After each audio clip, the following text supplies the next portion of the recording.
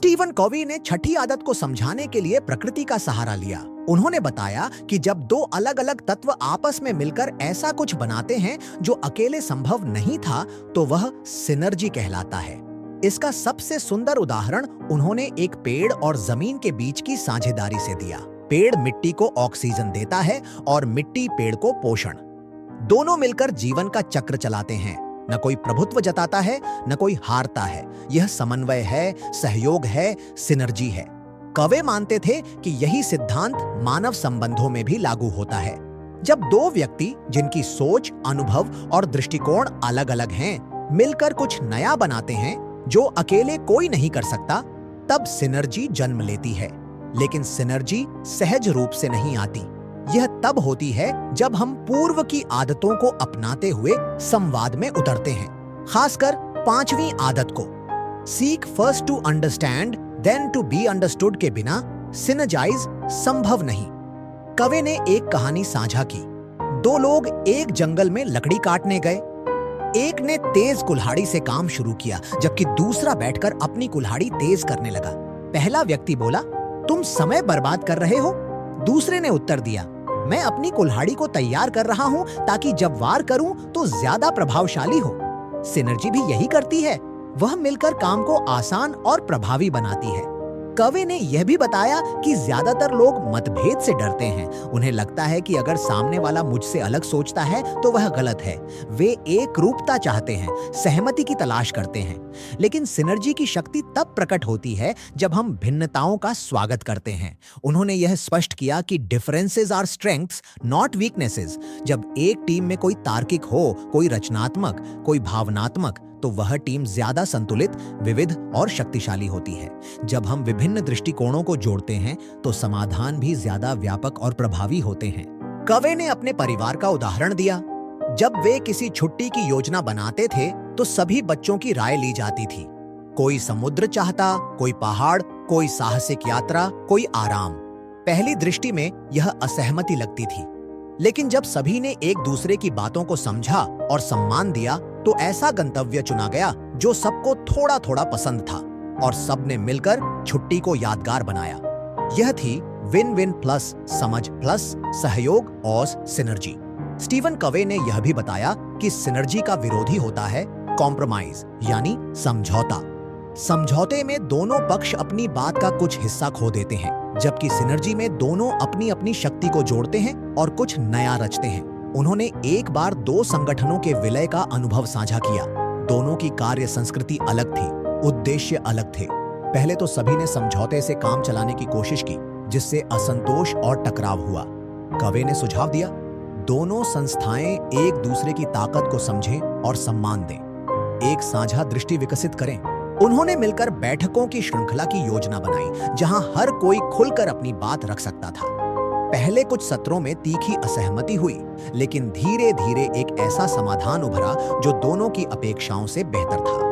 कवे बताते हैं कि सिनर्जी की प्रक्रिया में 3 चरण होते हैं। 1, रिस्पेक्ट द डिफरेंसेस, मतभेदों को स्वीकारना। 2, बिल्ड ऑन स्ट्रेंथ्स, शक्तियों को पहचानना। 3, क्रिएट न्यू ऑप्शंस, साझा समाधान बनाना। उन्होंने यह भी बताया कि सिनर्जी केवल संगठनों में नहीं, हर रिश्ते में संभव है। एक माता-पिता जब अपने किशोर बच्चे की अनोखी सोच को समझते हैं और उसे गले लगाते हैं, तब रचनात्मक संवाद जन्म लेता है। एक पति-पत्नी जब अपनी अलग-अलग रुचियों को संघर्ष नहीं बल्कि विविधता के रूप में देखते हैं, तब रिश्ता मजबूत होता है। कवे ने इस आदत को अपनाने के लिए कुछ अभ्यास सुझाए। किसी ऐसे व्यक्ति को चुनिए जिससे आपकी राय अक्सर नहीं मिलती। उसके दृष्टिकोण को समझने की कोशिश कीजिए, पूछिए, सुनिए और फिर अपनी राय साझा कीजिए। 2, किसी टीम प्रोजेक्ट में अलग-अलग प्रतिभाओं की पहचान कीजिए। कौन रचनात्मक है, कौन तार्किक, कौन संगठन करता। फिर हर व्यक्ति की ताकत को सही स्थान दीजिए। 3, मतभेद होने पर रुकिए और खुद से पूछिए, क्या यहाँ कोई ऐसा समाधान है जो हम दोनों से बेहतर है। 4, अपनी भाषा पर ध्यान दीजिए। क्या आप किसी की राय को नकार रहे हैं या उसमें संभावनाएं खोज रहे हैं? स्टीफन कवे ने यह आदत इसलिए शामिल की क्योंकि यह पिछले सभी आदतों का व्यावहारिक समागम है। प्रोएक्टिव होना, उद्देश्य के अनुसार जीना, प्राथमिकता तय करना, विन विन की सोच रखना, दूसरों को समझने का प्रयास करना, जब ये सब मिलते हैं तभी सिनर्जी जन्म लेती है और तब जीवन केवल व्यक्तिगत नहीं, सामूहिक रूप से शक्तिशाली हो जाता है। सिनर्जी हमें सिखाती है कि अकेले हम बहुत कुछ कर सकते हैं, लेकिन साथ मिलकर हम असंभव को संभव बना सकते हैं। स्टीफन कवे 7वीं आदत को एक साधारण पर गहरे प्रतीक से समझाते हैं, आरी को तेज करना।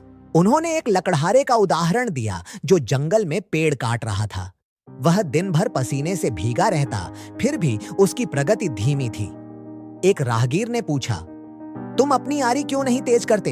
लकड़हारा बोला, मेरे पास समय नहीं है, मैं बहुत व्यस्त हूं। यह उत्तर कवे के लिए जीवन का प्रतिबिंब था। हम में से ज्यादातर लोग व्यस्त रहते हैं, काम, जिम्मेदारियां, लक्ष्य, योजनाएं, लेकिन बहुत कम लोग रुककर सोचते हैं, क्या हमारी आरी तेज है? क्या हम खुद को मानसिक, शारीरिक, भावनात्मक और आत्मिक रूप से निखार रहे हैं? यही है हैबिट 7, शार्पन द सॉ।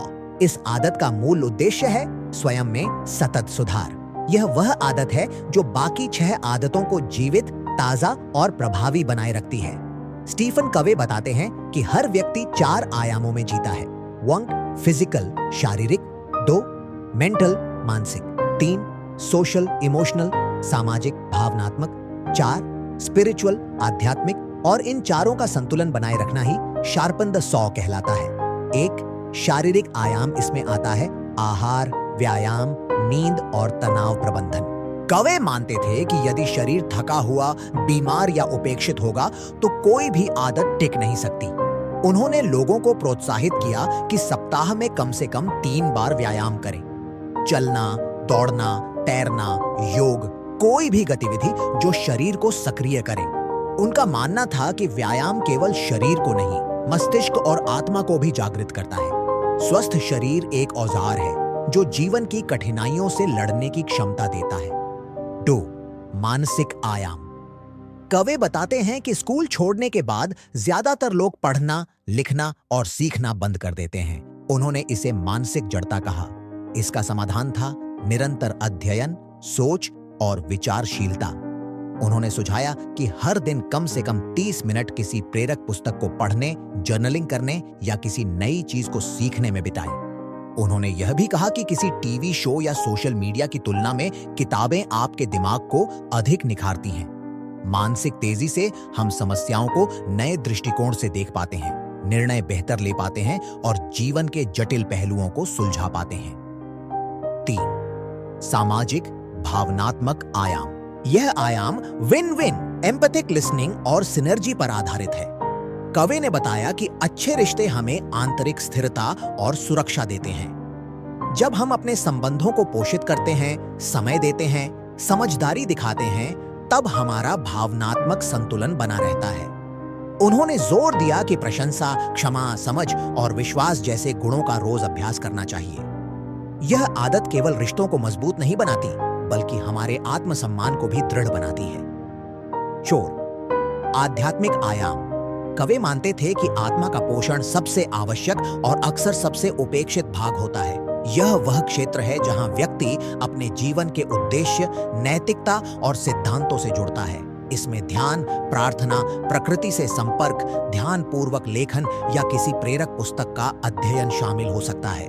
उन्होंने जोर देकर कहा कि कोई भी तरीका अपनाइए, लेकिन आत्मा से संपर्क बनाए रखिए, क्योंकि जब हम भीतर से जुड़े होते हैं तभी बाहर के तूफानों में भी स्थिर खड़े रह सकते हैं। संतुलन का महत्व कवे ने बताया कि इन चारों आयामों का एक दूसरे से गहरा संबंध है। यदि शारीरिक स्वास्थ्य अच्छा नहीं है तो मानसिक ऊर्जा घटती है।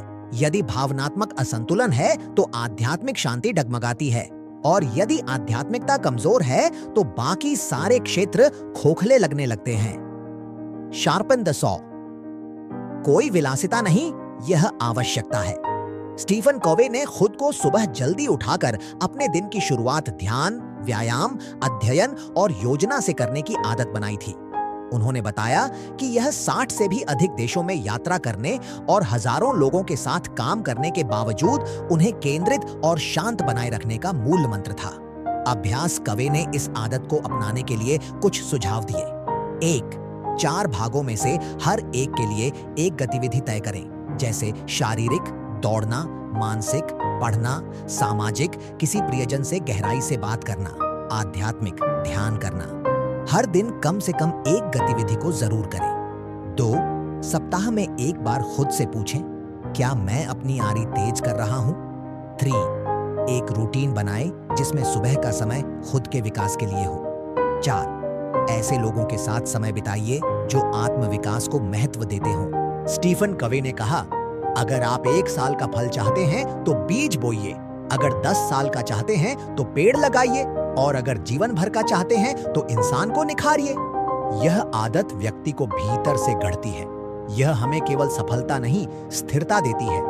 जब हम निरंतर खुद को बेहतर बनाते हैं तो हम अपने परिवार, कार्यस्थल और समाज में भी सकारात्मक ऊर्जा भरते हैं। शार्पन द सॉ वह आदत है जो बाकी सभी आदतों को जिंदा रखती है। स्टीफन कवे मानते थे कि 7 आदतें आत्मविकास और प्रभावशीलता की नींव है। लेकिन समय के साथ उन्होंने एक और गहराई देखी। केवल प्रभावी बनना पर्याप्त नहीं है। असली उद्देश्य है अपनी आवाज खोजना और दूसरों को उनकी आवाज खोजने में मदद करना। कवे के अनुसार वॉइस का अर्थ केवल बोलना या अभिव्यक्ति नहीं है। यह उस अनोखी आंतरिक शक्ति की खोज है जो हर व्यक्ति में छिपी होती है। उसका उद्देश्य, उसका जुनून, उसकी प्रतिभा और उसकी अंतरात्मा। जब कोई व्यक्ति अपनी आवाज खोज लेता है तो वह केवल जीता नहीं बल्कि जगाता है। वह दूसरों को भी उनकी आवाज खोजने के लिए प्रेरित करता है। कवे बताते हैं कि आज की दुनिया में सबसे बड़ी त्रासदी यह नहीं है कि लोग असफल हो जाते हैं, बल्कि यह है कि वे कभी अपनी सच्ची ताकत को पहचान ही नहीं पाते। वे अपनी पूरी जिंदगी बिना जागरूकता के जीते हैं, दूसरों की अपेक्षाओं, समाज की सीमाओं और डर के दायरे में। स्टीफन कोवे इस आदत को 4 आयामों में बांटते हैं, जैसे शरीर, मन, दिल और आत्मा। 1. टैलेंट, शारीरिक आयाम, आप क्या कर सकते हैं। 2. पैशन, दिल का आयाम, आप क्या करना पसंद करते हैं। 3. नीड, दुनिया की आवश्यकता, जिसकी दुनिया को जरूरत है। 4. कॉन्शियंस, आत्मिक आयाम, जो करना नैतिक रूप से सही है। जब ये चारों मिलते हैं तभी आवाज उत्पन्न होती है। कवे ने उदाहरण दिया, एक शिक्षक जो केवल पाठ्यक्रम पढ़ाने के लिए नहीं बल्कि बच्चों में आत्मविश्वास जगाने के लिए काम करता है। उसका काम केवल नौकरी नहीं, एक बुलावा है। या एक डॉक्टर जो केवल बीमारी नहीं देखता बल्कि मरीज की पूरी कहानी सुनता है, उसका भय, उसका संघर्ष और फिर इलाज करता है। या एक लेखक जो केवल किताबें नहीं लिखता बल्कि लोगों के भीतर छिपी संभावनाओं को जगाता है। इन सब का सामान्य सूत्र यही है, उन्होंने अपनी आवाज खोजी और दूसरों की आवाज को प्रकट करने में मदद की। कवे ने यह भी समझाया कि संस्था या संगठन की भी एक आवाज होती है। एक कंपनी जो केवल मुनाफा नहीं बल्कि समाज को बेहतर बनाने का संकल्प रखती है, वह एक संस्थागत वॉइस को प्रकट करती है। उन्होंने माइक्रोसॉफ्ट और गूगल जैसी कंपनियों के मिशन की बात की, जिन्होंने केवल टेक्नोलॉजी नहीं बल्कि ज्ञान और सुविधा को सुलभ बनाना अपना उद्देश्य बनाया। लेकिन कवे ने यह भी स्वीकार किया कि अधिकांश लोग इस वॉइस को खो चुके हैं। उन्हें बस एक नौकरी करनी है, पगार लेनी है और अगले महीने फिर वही चक्र दोहराना है। इससे बाहर आने के लिए जरूरी है जागरूकता, आत्ममंथन और साहस। कवे कहते हैं कि अपनी आवाज खोजना आत्मा की पुकार को सुनना है और यह तभी संभव है जब हम शांत हो जाएं, भीतर झांकें और अपने अंदर की आग को पहचानें। उन्होंने एक अभ्यास सुझाया, एक कोने में बैठिए, सभी विकर्षण बंद कीजिए, एक प्रश्न मन में दोहराइए, मैं यहाँ क्यों हूँ, मुझे क्या करना है। उत्तर तुरंत नहीं मिलेगा, लेकिन यदि आप नियमित रूप से पूछते रहें तो धीरे धीरे वह भीतर से उभरने लगेगा। स्टीफन कवे ने कहा, वॉइस को खोजना आत्मा के साथ संवाद है, लेकिन बात केवल अपनी आवाज खोजने तक सीमित नहीं है। कवे ने बताया कि सच्चे नेतृत्व का अर्थ है दूसरों को उनकी आवाज खोजने में मदद करना। एक शिक्षक जो बच्चों को उनकी रुचियों की खोज में सहयोग करता है। एक प्रबंधक जो कर्मचारियों की संभावनाओं को पहचानता है और उन्हें सशक्त बनाता है। एक माता पिता जो अपने बच्चे को उस रास्ते पर चलने की स्वतंत्रता देता है जो वह स्वयं चुनता है। कवे ने इसे leadership is communicating to people their worth and potential so clearly that they come to see it in themselves इस वाक्य में समेटा। यह आदत नेतृत्व को एक ऊंचाई पर ले जाती है जहां उद्देश्य केवल लक्ष्य पाना नहीं बल्कि प्रकाश फैलाना बन जाता है। उन्होंने एक सुंदर रूपक का प्रयोग किया। हर इंसान के भीतर एक संगीत है। कुछ लोग मर जाते हैं बिना उसे कभी सुने, लेकिन जो जाग जाते हैं वे वह संगीत दुनिया को भी सुनाते हैं। इस आदत को अपनाने के लिए उन्होंने कुछ व्यावहारिक अभ्यास दिए। 1. हर सुबह कुछ समय मौन में बिताइए और खुद से पूछिए, आज मैं किस बात से जुड़ा महसूस करता हूं। 2. उन क्षणों की सूची बनाई जब आपने खुद को पूर्ण, जीवित और उद्देश्यपूर्ण महसूस किया। उन स्थितियों में क्या समानता थी। 3. किसी ऐसे व्यक्ति की मदद कीजिए जो असमंजस में हो। उसे अपनी क्षमताओं और जुनून का आईना दिखाइए। 4. अपने कार्यक्षेत्र में ऐसा वातावरण बनाइए जहां लोग अपनी बात कह सकें, अपनी कल्पनाओं को जाहिर कर सकें। कवे ने बताया कि जब हम अपनी आवाज खोज लेते हैं तो ऊर्जा थकान में बदलती नहीं बल्कि बढ़ती है, और जब हम दूसरों की आवाज खोजने में मदद करते हैं तो समाज में प्रेरणा की लहर फैलती है। यह आदत न केवल एक उच्च स्तर की प्रभावशीलता का संकेत है बल्कि एक गहरी मानवीय करुणा का प्रतीक है। स्टीफन कवे मानते थे कि जब कोई व्यक्ति अपनी असली आवाज खोज लेता है तो उसका जीवन केवल व्यस्त नहीं रहता, वह उद्देश्यपूर्ण हो जाता है। उसका हर कार्य, हर विचार, हर संबंध एक बड़े दृष्टिकोण से जुड़ने लगता है। लेकिन यह आवाज किसी शोरगुल में नहीं मिलती। यह मिलती है आत्ममंथन में, आत्मनिरीक्षण में। कवे ने एक बार एक कार्यशाला में भाग लेने वाले लोगों से कहा, कल्पना कीजिए कि आपकी जिंदगी केवल 30 दिन की बची है। आप किसके साथ समय बिताना चाहेंगे? आप क्या कहना चाहेंगे? आप किन कामों को छोड़ देंगे? कमरे में सन्नाटा फैल गया। स्टीफन कवे की दृष्टि थी लोगों को इस गहराई से जोड़ देना कि वे केवल कार्य करने वाले यंत्र न बने बल्कि अपने भीतर के अनोखे स्वर को पहचाने। उन्होंने कहा कि जब व्यक्ति अपनी प्रतिभा, जुनून, जरूरत और अंतःकरण को एक ही बिंदु पर लाकर जीने लगता है तब वह केवल जीवित नहीं होता, वह प्रेरणा बन जाता है। उन्होंने यह स्पष्ट किया कि आवाज खोजने का अर्थ प्रसिद्धि पाना या धन अर्जित करना नहीं है। यह उस कार्य को करना है जो हमारी आत्मा को शांत करे। कवे ने कई बार ऐसे लोगों के उदाहरण दिए जो समाज की दृष्टि में साधारण थे लेकिन अपने कार्य में असाधारण ऊर्जा और प्रभाव डालते थे। एक सफाई कर्मी जो अस्पताल की सफाई करते हुए हर मरीज को मुस्कान देता था। एक वृद्ध पुस्तकालय कर्मचारी जो हर बच्चे को किताबें चुनने में मदद करता था और उन्हें पढ़ने के लिए प्रेरित करता था। एक चौकीदार जो अपने काम को सुरक्षा का नहीं, सेवा का माध्यम मानता था। कवे बताते हैं कि जब काम एक मिशन बन जाता है तब कोई भी भूमिका छोटी नहीं रहती। इस भाग में उन्होंने विशेष रूप से नेतृत्व की बात की। उनका मानना था कि नेतृत्व केवल पद का नाम नहीं है, यह प्रभाव का नाम है, और यह प्रभाव तब आता है जब आप किसी को उसकी काबिलियत का एहसास कराते हैं। स्टीफन कवे कहते थे, जब आप किसी में वह देख पाते हैं जो वह खुद में नहीं देख पाता और फिर उसे उसी दिशा में चलने में मदद करते हैं, तभी सच्चा नेतृत्व जन्म लेता है। उन्होंने एक शिक्षक का उदाहरण दिया जो एक शर्मीले बच्चे में चित्रकारी की प्रतिभा देखता है। वह उसे रंगों की दुनिया में ले जाता है, प्रतियोगिताओं में भाग लेने के लिए प्रोत्साहित करता है और धीरे धीरे वह बच्चा आत्मविश्वासी कलाकार बन जाता है। कवे इसे communicating worth and potential so clearly that others come to see it in themselves कहते हैं। यह वाक्य केवल प्रेरक नहीं, परिवर्तनकारी था। उन्होंने यह भी समझाया कि अपने कर्मचारियों, बच्चों, साथियों या शिष्यों को प्रेरित करने के लिए केवल निर्देश नहीं, दृष्टि की जरूरत होती है। दृष्टि जो सीमाओं से आगे देख सके, दृष्टि जो हर व्यक्ति में संभावना देख सके, दृष्टि जो केवल परिणाम न मांगे बल्कि प्रक्रिया में विकास खोजे। कवि ने कहा कि जो नेता केवल नियंत्रण चाहते हैं वे डर पैदा करते हैं, लेकिन जो नेता विश्वास करते हैं वे विश्वास पैदा करते हैं। उन्होंने एक उदाहरण में बताया कि कैसे एक प्रबंधक ने अपनी टीम के एक सदस्य को जिम्मेदारी दी जिससे वह व्यक्ति डर रहा था, लेकिन प्रबंधक ने यह स्पष्ट किया, मुझे तुम्हारी काबिलियत पर पूरा भरोसा है। वह शब्द उस कर्मचारी के जीवन की दिशा बदलने वाला क्षण बन गया। कवे ने इसे एम्पावरमेंट कहा, यानी अधिकार देना नहीं, आत्मबल देना। उन्होंने बताया कि कैसे सच्चे नेतृत्व में नेता केवल निर्देश नहीं देता बल्कि रास्ता दिखाता है। वह केवल नतीजे नहीं पूछता, बल्कि विकास का माहौल बनाता है। एक ऐसा वातावरण जहां गलती को सीख माना जाए, जहां सवालों को चुनौती नहीं, अवसर माना जाए, जहां हर व्यक्ति को यह महसूस हो, मैं मायने रखता हूं। इस भाग में कवे ने यह भी जोड़ा कि फाइंड योर वॉइस कोई एक बार की घटना नहीं है, यह एक सतत प्रक्रिया है।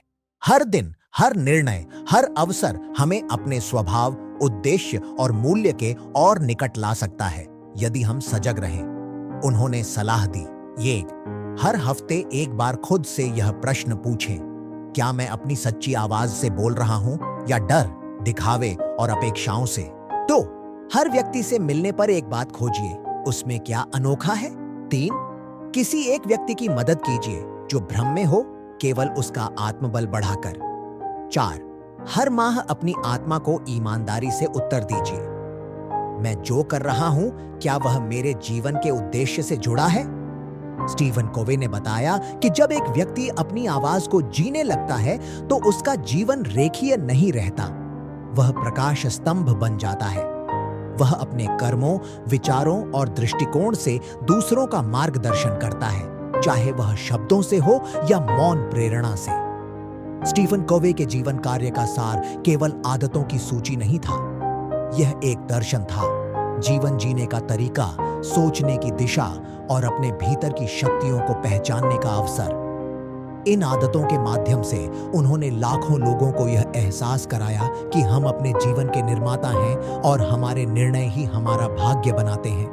प्रथम आदत, बी प्रोएक्टिव, हमें सिखाती है कि हम अपनी परिस्थितियों के शिकार नहीं हैं। हमारे पास एक अंतर है जहां हम प्रतिक्रिया चुन सकते हैं। यही अंतर हमारी स्वतंत्रता है, हमारी शक्ति है। दूसरी आदत, begin with the and in mind, हमें सिखाती है कि हम जीवन को उद्देश्य के साथ जिए। हर कार्य, हर निर्णय को उस दिशा में रखें जहां हम अंततः पहुंचना चाहते हैं। तीसरी आदत, पुट फर्स्ट थिंग्स फर्स्ट, यह सिद्धांतों और प्राथमिकताओं के अनुसार समय और ऊर्जा के प्रबंधन की कला है। यह हमें सिखाती है कि व्यस्तता और प्रभावशीलता में फर्क होता है। चौथी आदत, थिंक विन विन, हमें यह समझाती है कि सच्चे संबंध केवल तभी बनते हैं जब हम सभी पक्षों की जीत की भावना से कार्य करें। पांचवी आदत, seek first to understand then to be understood, गहरे संवाद की जड़ यही है। जब हम पहले समझने का प्रयास करते हैं तभी हमें भी समझा जाता है। छठी आदत, सिनर्जाइज, यह विविधता को एकता में बदलने की शक्ति है। यह दिखाती है कि मतभेद कोई रुकावट नहीं बल्कि अवसर है। सातवीं आदत, शार्पन द सॉ, हमें लगातार खुद को निखारने की आवश्यकता है, शारीरिक, मानसिक, भावनात्मक और आत्मिक स्तर पर।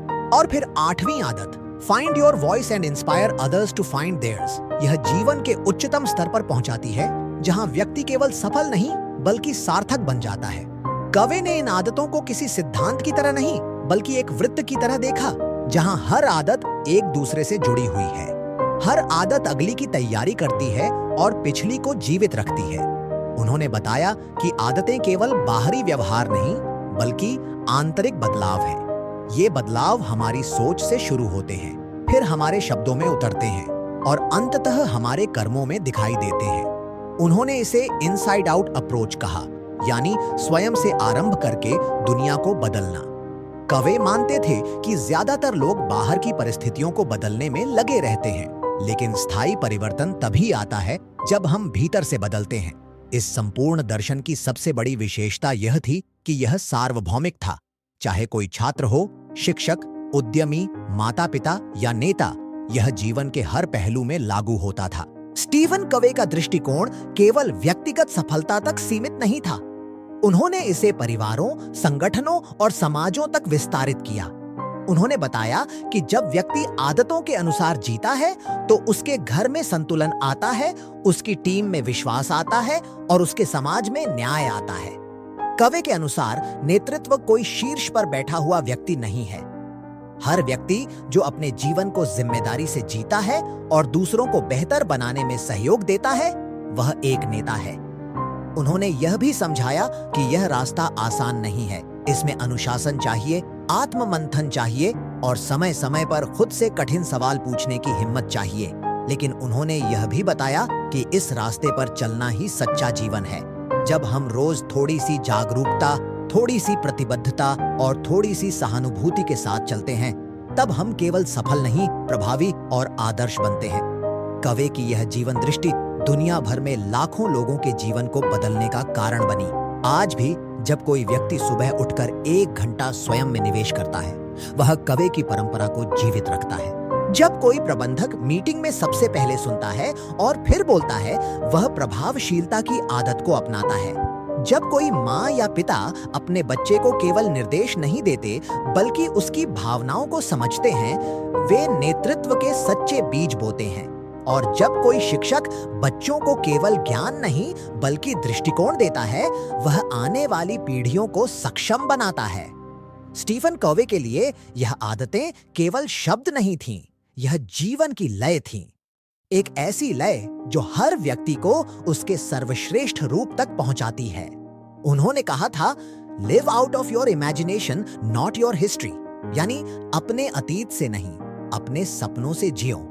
कवे का अंतिम संदेश यही था, हर व्यक्ति अनमोल है, हर जीवन महत्वपूर्ण है और हर इंसान के भीतर एक आवाज है जो दुनिया को बेहतर बना सकती है। अगर हम हर दिन, हर क्षण उस आवाज की दिशा में आगे बढ़ें, तो न केवल हमारा जीवन बल्कि हमारी दुनिया भी बदल सकती है। तो क्या आप तैयार हैं एक प्रभावशाली और उद्देश्यपूर्ण जीवन के लिए? इन 7 आदतों को अपनाना आसान नहीं, लेकिन जब आप इन्हें जिएंगे तो आपकी सोच, आपका समय और आपके रिश्ते पूरी तरह बदल जाएंगे। अगर यह कहानी आपको पसंद आई तो इसे लाइक कीजिए, शेयर कीजिए और कमेंट में बताइए कौन सी आदत ने आपके दिल को छुआ। ऐसी ही गहराई और प्रेरणा से भरी किताबों को सुनने के लिए सब्सक्राइब कीजिए किताबों की आवाज, जहां हर किताब एक नई शुरुआत है।